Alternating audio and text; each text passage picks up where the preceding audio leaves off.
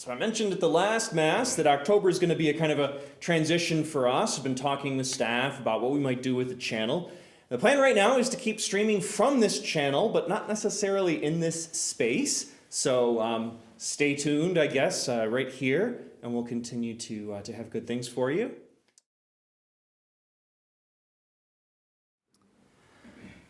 I had an opportunity years ago to do a wedding for a couple that was quite a bit older. They'd been married before and outlived both of their spouses, and took to heart this idea that it's not good to be alone, right? They had some wonderful insights to share about being married, and but I had to preach for it. And so I joked at the beginning. It was like, okay, now this is where the young celibate guy tells you what marriage is like. What am I going to say? So there's a beauty, of course, when married clergy can preach in moments like this, when you're talking about marriage, because they preach not only from the head, but from the heart and the knowledge and experience that they have had. But whenever we face a challenging scripture, a challenging gospel, I always want to tackle it, to dive right in. We don't want to dismiss it just because we don't like what it seems to say. Francis of Assisi in particular, who I talked about at the beginning of the Mass, I wrestled with him so much, especially when I was in college. Didn't like some of the things he had to say, but I felt I had to come to some understanding of it because he's a lot holier than I am. So was I going to accept his teaching and then was I going to live it? It wasn't something I felt like I could ignore. But as we're studying the scriptures, we also have to look to the context of a reading if we're going to take it. Just because we're going to take it seriously doesn't mean that we have to take it incredibly literally. So a good example of this was actually last week's readings, where Jesus was talking about plucking out an eye or cutting off a hand or cutting off a foot. Well, hopefully you haven't done this literally. I'm not aware that anybody has. He's using very strong language to make a very important point. Jesus sometimes uses hyperbole, and so translating is always an effort to say, well, do we take him literally? Do we take him more spiritually? Is this symbolic? This is a gospel reading that the Catholic Church has historically taken very literally, but most other Christian groups do not. So I want to explore that with you a little bit today.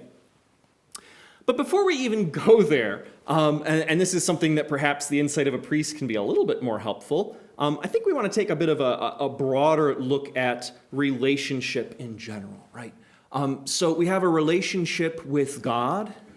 All of creation has a relationship with God, and through our baptism, we have a certain call. We've been adopted into God's family in a very special way, chosen and called.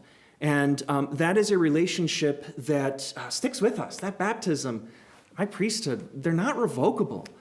They're always with us. And we hear over and over and over again in both the New and especially in the Old that God's covenant endures. It is always with the people.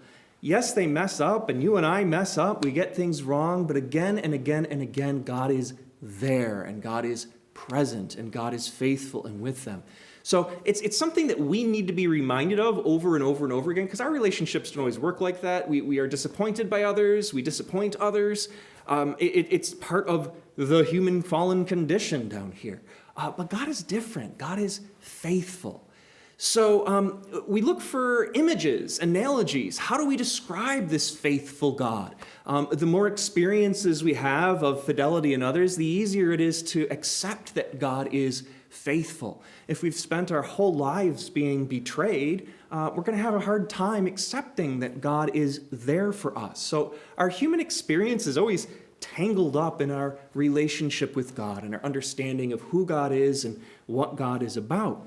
So if we have good stories that fill our imaginations, we need stories of betrayal. We also need stories of fidelity. They help us to explore both the dark side and the light.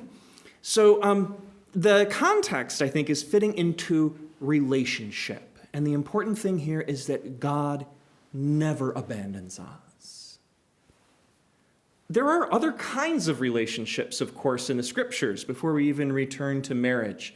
And there are times that Jesus tells us to break off different kinds of relationships in the scriptures. Shake the dust of the sandals from your feet if the people will not welcome you. And again, he has messages about how, you're not always going to be welcomed as a Christian. And we know Jesus wasn't always welcomed either. But he never stops trying. He never stops reaching out to people. If this group won't have him, he goes on to the next town and tries over there. If that group won't have him, he goes to another country and tries to reach out people there. It doesn't change who he is and what he is about. There's this kind of goodness in him. And again, I see that in the stories of St. Francis of Assisi. It's so important to him that he's close to God and that he lives an authentic vision of the gospel, even if not everybody understands that or accepts that. He wants to be true to the things that he values. So how is marriage like this relationship with God, and how is it not like this relationship with God? Well, of course, we know from Jesus' teachings that marriage ends with death. And of course, our relationship with God does not. Nothing ends that relationship. So there's a lot we can learn by comparing marriage to God. But we want to be careful about reversing that and taking that backwards to say that, everything that is true about my relationship with God must be true about my wedding as well. What comes through in this very strongly to me when I read it is the fear of abandonment. It's not good for someone to be alone and to feel used somehow or dropped because somebody wants to go on to a different shiny thing. Is awful. It's messy. It has economic implications. And we see this all the time in divorce courts and so forth. So to be the kind of person who has been cast aside in a relationship is heartbreaking. No one deserves to be treated like trash like that. And Jesus is really trying to get this across. There is a time in the Bible that people are allowed to divorce one another, but you're never allowed to treat someone like an object or I want nothing to do with this person. I don't care about what happens to them anymore. So we cannot accept that kind of breaking off of the relationship. But there are situations, of course, where there is a very real risk of harm, where again and again we see that someone staying in a situation could be unsafe for them or dangerous. And I think then we look at the part of the passage where Jesus is worried here about divorce and remarriage. And so our Catholic Church has always had the understanding that you could separate from someone for your own safety if you had to. Individual priests have taught this badly at different times, and I've heard priests give horrible advice about running back to your abuser and getting hurt again. You may need to brush the dust of the sandals from your feet and move on with your life sometimes. That is biblically fine if you need to do that.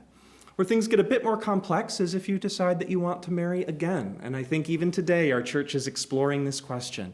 Pope Francis is again and again inviting the church to come back and reflect on this, how we might welcome people back to Eucharist again in a formal way, to say, we're not going to put any barriers between you coming to God because, you had to break off a relationship for some reason and now you found love somewhere else.